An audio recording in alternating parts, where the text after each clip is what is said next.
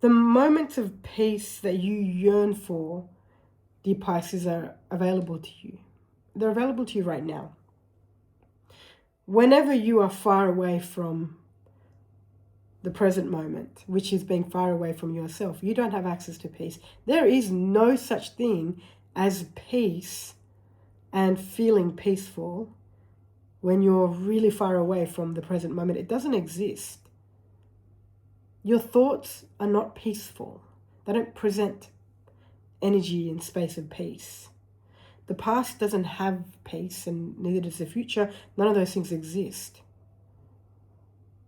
And it's not about forcing and pushing and beating yourself up to be in the present moment either, which, believe it or not, a lot of people have a tendency to do, because they hear these words, be present, right? Be present. And they force themselves and push themselves and beat the living daylights out of themselves to be in the present moment.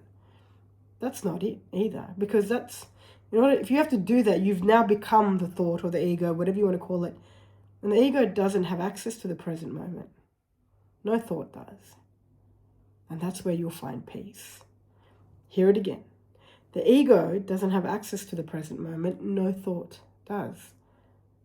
And that's where you'll feel your peace. So it's always available to you.